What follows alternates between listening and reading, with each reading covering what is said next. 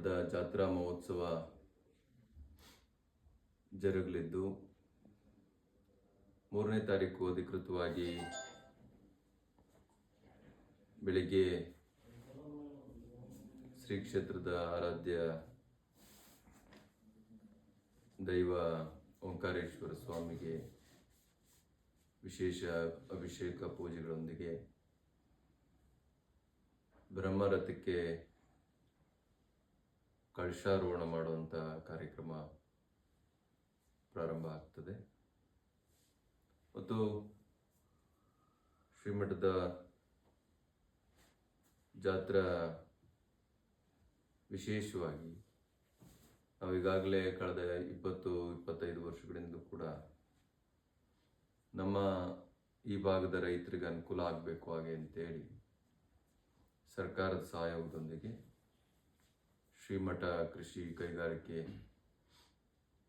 ಪ್ರಾತ್ಯಕ್ಷಿಕೆಗಳನ್ನು ವಸ್ತು ಪ್ರದರ್ಶನವನ್ನು ಏರ್ಪಾಡು ಮಾಡಿಕೊಂಡಿದ್ದೇವೆ. ಅದು 9ನೇ ತಾರೀಕು ಸಂಜೆ ಅನಾವರಣಗೊಳ್ಳಲಿದ್ದು ಎಲ್ಲ ಕ್ಷೇತ್ರಗಳ ಗಣ್ಯರು ಕೂಡ ಆ ಒಂದು ಕಾರ್ಯಕ್ರಮಕ್ಕೆ ಆಗಮಿಸ್ತಾ ಇದ್ದಾರೆ. ಅದೇ ಸುಸಂದರ್ಭದಲ್ಲಿ ಶ್ರೀಮಠದ ಹೆಬ್ಬಾಗಿಲು ದ್ವಾರವನ್ನು ಕೂಡ ರಾಜಗೋಪುರ ಅದನ್ನು ಕೂಡ ಉದ್ಘಾಟನೆಗೊಳಿಸಬೇಕು ಹಾಗೆ ಅಂತೇಳಿ ಶ್ರೀಮಠ ತೀರ್ಮಾನ ಮಾಡಿದೆ. ಅವತ್ತು ರಾತ್ರಿ 11 ಗಂಟೆಗೆ ಎಲ್ಲರೂ ಕೂಡ ಅತ್ಯಂತ ಭಕ್ತಿಯಿಂದ ಶ್ರದ್ಧೆಯಿಂದ ಬ್ರಹ್ಮ ರಥೋತ್ಸವವನ್ನು ಓಂಕಾರೇಶ್ವರ ಸ್ವಾಮಿಯ ಐತಿಹಾಸಿಕ ರಥೋತ್ಸವವನ್ನು ಕಣ್ಣು ತುಂಬಿಕೊಳ್ಳಲಿದ್ದಾರೆ. ಇದೊಂದು ಐತಿಹಾಸಿಕ ಜಾತ್ರಾ ಮಹೋತ್ಸವಗಳನ್ನ ನಾವು ಯಾವ್ಯಾವ ಕಾರಣಗಳಿಗಾಗಿ ಮಾಡುತ್ತೀವಿ ನಿಮಗೆ ಗೊತ್ತಿದೆ. ಈ ನೆಲದ ಪರಂಪರೆ ಮತ್ತು ಇತಿಹಾಸ ಇವತ್ತು ನಿಂತಿರೋದನ್ನೇ ಹಬ್ಬ ಹರಿದಿನಗಳು ಮತ್ತು ಜಾತ್ರಾ ಮಹೋತ್ಸವದಿಂದ. ಎಲ್ಲರಲ್ಲೂ ಕೂಡ ಸಮಾನವಾಗಿ ನೋಡುವಂಥ ಮತ್ತು ಎಲ್ಲರೂ ಕೂಡ ಭಗವಂತನ ಮುಂದೆ ಮುಗ್ಧವಾಗಿ ತಮ್ಮದೆಲ್ಲವನ್ನೂ ಮರೆತು ಬೆರೆಯುವಂಥ ಒಂದು ಸದಾವಕಾಶ ಈ ಹಬ್ಬ ಹರಿದಿನಗಳು ಮತ್ತು ಜಾತ್ರಾ ಮಹೋತ್ಸವಗಳು.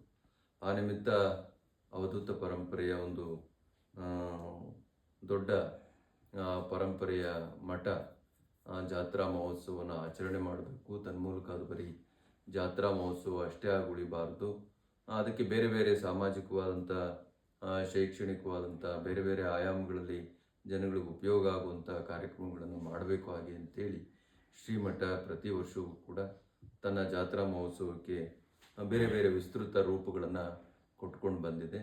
ಹಾಗಾಗಿ 9, 10, 11 ಪ್ರತಿ ದಿವಸವೂ ಕೂಡ ಬೇರೆ ಬೇರೆ ಕಾರ್ಯಕ್ರಮಗಳನ್ನು, ಒಂದು ದಿವಸ ಕೃಷಿ ಸಮಾವೇಶ, ಒಂದು ದಿವಸ ಶೈಕ್ಷಣಿಕ ಸಮಾವೇಶ, ವಿಜ್ಞಾನ ಮೇಳ, ಹಾಗೆಯೇ ಯುವಕರಿಗೆ ಮತ್ತು ಮಕ್ಕಳಿಗೆ ವಿದ್ಯಾರ್ಥಿಗಳಿಗೆ ಕ್ರೀಡಾ ಮಹೋತ್ಸವ, ಜೊತೆಗೆ ಉತ್ತಮ ರಾಸುಗಳನ್ನ ಆಯ್ಕೆ ಮಾಡುವಂಥದ್ದು. ಈ ಸರಿ ಒಂದು ರಾಜ್ಯ ಮಟ್ಟದ ಹಳ್ಳಿಕಾರ ರಾಸುಗಳಿಗೆ ಬಹುಮಾನ ಕೊಡಬೇಕು, ಅದನ್ನು ಪ್ರದರ್ಶನ ಮಾಡಬೇಕು ಹಾಗೆ ಅಂತೇಳಿ ಯೋಚನೆ ಮಾಡಿದ್ದೇವೆ. ಮತ್ತು ಒಂದು ತಾಲೂಕು ಮಟ್ಟದ ಹೆಚ್ಚು ಹಾಲು ಕರೆಯುವಂಥ ಸ್ಪರ್ಧೆಯನ್ನು ಏರ್ಪಾಡು ಮಾಡಬೇಕು ಹಾಗೆ ಅಂತ ಮಾಡಿದ್ದೇವೆ. ಅದೆಲ್ಲವನ್ನು ಕೂಡ ನಮ್ಮ ಪಶುಪಾಲನಾ ಇಲಾಖೆ ಮತ್ತು ಡೈರಿ, ನಮ್ಮ ತುಮಕೂರು ಹಾಲು ಒಕ್ಕೂಟ ಸಹಯೋಗದೊಂದಿಗೆ ಅವೆಲ್ಲವನ್ನು ಕೂಡ ಆಯೋಜನೆ ಮಾಡ್ತಾ ಇದ್ದು, ಅದರಲ್ಲಿ ಎಲ್ಲರೂ ಕೂಡ ನೀವು ಭಾಗವಹಿಸಬೇಕು. ರೈತಾಪಿ ಜನ ಮತ್ತು ಹೈನುಗಾರಿಕೆ ನಡೆಸುವಂಥವರು ಇವತ್ತು ನಾವು, ಅದರಲ್ಲೂ ಶಿರಾ, ಈ ತುಮಕೂರು, ಚಿತ್ರದುರ್ಗ ಈ ಭಾಗದ ಜನ ನಾವೆಲ್ಲರೂ ಕೂಡ ಹೈನುಗಾರಿಕೆಯನ್ನು ಅವಲಂಬಿಸಿರುವಂಥ ಜನ. ಮತ್ತು ಇನ್ನೂ ಮುಂದೆ ಹೋದರೆ ರಾಮನಗರ ಮತ್ತು ಬೆಂಗಳೂರು ನಗರ ಜಿಲ್ಲೆ, ಗ್ರಾಮಾಂತರ ಜಿಲ್ಲೆ, ಈ ಜಿಲ್ಲೆಗಳಲ್ಲಿ ಇವತ್ತು ಸಿಲ್ಕ್ ಆ್ಯಂಡ್ ಮಿಲ್ಕ್ ಹೈನುಗಾರಿಕೆ ಮತ್ತು ರೇಷ್ಮೆ ಅವರಿಗೆ ಒಂದು ತಿಂಗಳಿಗೆ ಕನಿಷ್ಠ 2, 3, 4 ಲಕ್ಷ ದುಡಿಯುವಂಥ ಜನಗಳು ನಾವು ಇವತ್ತು ನೋಡ್ತಾ ಇದ್ದೇವೆ. ಹಾಗಾಗಿ ನಮ್ಮಲ್ಲೂ ಕೂಡ ಹಿಂದೆ ರೇಷ್ಮೆ ಭಾಳ ಇತ್ತು, ರೇಟ್ ಕಡಿಮೆ ಆದಾಗ ಅದನ್ನು ತೆಗೆದುಹಾಕಿದ್ರು. ಮತ್ತು ಈಗ ಒಂದು ಸ್ಟಾಗ್ನೆಟ್ ರೇಟ್, ಅಂದರೆ ಒಂದು ಸರ್ಕಾರದ ಒಂದು ಸಣ್ಣ ನಿರ್ಧಾರ ಒಂದು ಸಣ್ಣ ಆದೇಶ ಹೇಗೆ ಲಕ್ಷಾಂತರ ಜನ ರೈತರನ್ನ ಉಳಿಸ್ಲಿಕ್ಕೆ ಸಾಧ್ಯ ಇದೆ ಅನ್ನೋದಕ್ಕೆ ರೇಷ್ಮೆ ಕೂಡ ಒಂದು ಸಾಕ್ಷಿ. ಅಂದರೆ ಎಕ್ಸ್ಪೋರ್ಟ್ ಆಗ್ತಾ ಇತ್ತು, ಇಂಪೋರ್ಟ್ ಮಾಡ್ಕೊಳ್ತಾ ಇದ್ರು ಚೈನಾದಿಂದ.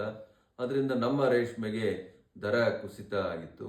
ಈಗ ಆ ಇಂಪೋರ್ಟನ್ನು ನಿಲ್ಲಿಸಿದ್ರಿಂದ ನಮ್ಮ ರೇಷ್ಮೆಗೆ ಬೇಡಿಕೆ ಹೆಚ್ಚಾಗಿದೆ ಮತ್ತು 70, 80, 100 ರೂಪಾಯಿ ಇದ್ದಂಥ ರೇಷ್ಮೆ ದರ ಇವತ್ತು 400, 500, 600, 700, ಈಗ 700, 800ವರೆಗೂ ಹೋಗಿದೆ ಹಾಗೆ ಅಂತ ಹೇಳಿದ್ರೆ ಭಾಳ ಖುಷಿ ಆಗ್ತದೆ. ಅಂದರೆ ಸರ್ಕಾರಗಳು ಯೋಚನೆ ಮಾಡೋ ರೀತಿ ಹೇಗೆ ಅಂತ, ಸರ್ಕಾರ ತನ್ನ ಒಂದು ಸಣ್ಣ ಆದೇಶ ಮತ್ತು ನಿರ್ಧಾರದಿಂದ ಕೋಟ್ಯಾಂತರ ಜನಗಳನ್ನು, ರೈತರನ್ನ ಎಲ್ಲೋ ಒಂದು ಕಡೆ ರೀಎಸ್ಟಾಬ್ಲಿಷ್ ಮಾಡುವಂಥ ಮತ್ತೆ ಅವ್ರನ್ನ ಎಲ್ಲ ಸರ್ವಾಂಗೀಣವಾಗಿ ಮುನ್ನೆಲೆಗೆ ತರುವಂಥ, ಮುಖ್ಯವಾಹಿನಿಗೆ ತರುವಂಥದ್ದು ಆಗ್ತದೆ.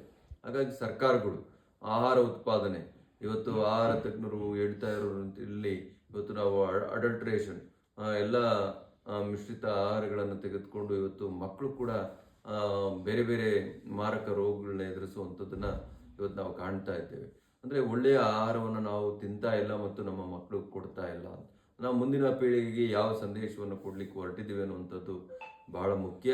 ಹಾಗಾಗಿ ಸರ್ಕಾರಗಳು ರೈತರನ್ನ ಅವರಿಗೆ ಶಕ್ತಿ ತುಂಬುವಂಥ, ಅವರ ಅಭಿವೃದ್ಧಿಗೆ ಪೂರಕವಾದಂಥ ನಿರ್ಧಾರಗಳನ್ನು ಮಾಡುವಂಥದ್ದು ಆಗಬೇಕು ಅನ್ನುವಂಥದ್ದು ನಮ್ಮ ಚಿಂತನೆ.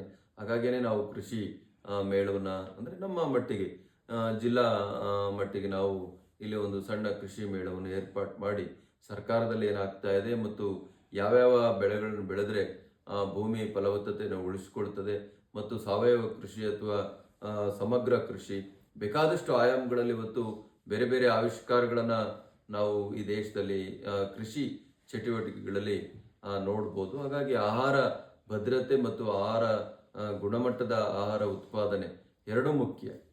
ನಾವು ಗುಣಮಟ್ಟದ ಆಹಾರ ಉತ್ಪಾದನೆಯಲ್ಲೇ ನಾವು ಗುಣಮಟ್ಟವನ್ನು ನಾವು ಕಾಪಾಡಿಕೊಳ್ಳಿಲ್ಲ ಹಾಗೆ ಅಂತ ಹೇಳಿದ್ರೆ ತಿಂದಂಥ ಕೋಟ್ಯಾಂತರ ಜನ ಅದರ ನೋವನ್ನು ಎದುರಿಸ್ತಾರೆ. ಈಗ ಮೊನ್ನೆ ಟೊಮಾಟೊ ರಫ್ತನ್ನ ಬಾಂಗ್ಲಾ ಮತ್ತು ಪಾಕಿಸ್ತಾನಕ್ಕೆ ನಿಲ್ಲಿಸಿದ್ರು, ಆದರೆ ನಮಗೆ ರೇಟ್ ಕಡಿಮೆ ಆಯಿತು.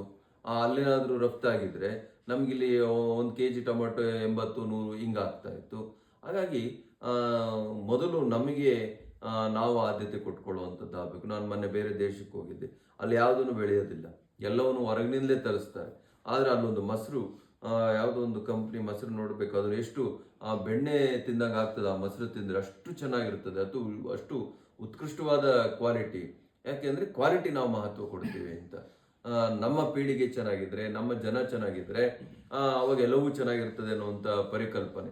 ಹಾಗಾಗಿ ನಾವು ಇವತ್ತು 130, 140 ಕೋಟಿ ಜನಸಂಖ್ಯೆಯನ್ನು ದಾಟಿರೋರು ನಾವು ನಮ್ಮ ಜನಗಳಿಗೆ ಯಾವ ಆಹಾರವನ್ನು ತಿನ್ನಿಸ್ತಾ ಇದ್ದೀವಿ, ಯಾವ ಆಹಾರವನ್ನು ನಾವು ಬೆಳೀತಾ ಇದ್ದೀವಿ, ಇದು ಬಹಳ ಮುಖ್ಯವಾಗ್ತದೆ. ಹಾಗಾಗಿ ಗುಣಮಟ್ಟದ ಆಹಾರ ಉತ್ಪಾದನೆಗೆ ಸರ್ಕಾರಗಳು ಹೆಚ್ಚು ಒತ್ತು ಕೊಡಬೇಕು ಮತ್ತು ಅದನ್ನು ಮಾರಾಟ ಮಾಡುವಂಥ ಕ್ರಿಯೆಗಳೇನಿದ್ದಾವೆ, ಯಾವುದೇ ಮಧ್ಯವರ್ತಿಗಳಿಲ್ಲದೆ ವೈಜ್ಞಾನಿಕ ಬೆಲೆಗಳನ್ನು ಅವರೇ ನಿಗದಿಪಡಿಸಿ, ರೈತರೇ ಅವರ ಬೆಳೆದ ಬೆಳೆಗಳಿಗೆ ಬೆಲೆಗಳನ್ನು ನಿಗದಿಪಡಿಸಿ ಮಾರಾಟ ಮಾಡುವಂಥ ವ್ಯವಸ್ಥೆ ಎಲ್ಲಿವರೆಗೂ ನಿರ್ಮಾಣ ಆಗೋದಿಲ್ಲ, ಅಲ್ಲಿವರೆಗೂ ವ್ಯವಸಾಯದಲ್ಲಿ ರೈತರಿಗೆ ನಂಬಿಕೆ ಬರೋದಿಲ್ಲ. ಅದರಿಂದ ರೈತರು ಇದನ್ನು ಸರಿಯಾದ ರೀತಿಯಲ್ಲಿ ಅರ್ಥ ಮಾಡಿಕೊಂಡು ಸರ್ಕಾರ ಅದಕ್ಕೆ ಬೇಕಾದಂಥ ಪೂರಕವಾದಂಥ ನೀತಿಗಳನ್ನು ತರಬೇಕು ಅನ್ನುವಂಥದ್ದು ನಮ್ಮ ಆಶಯ. ಇವತ್ತು ಒಂದು ಚಿಕ್ಕ ರಾಷ್ಟ್ರ ಇಸ್ರೇಲ್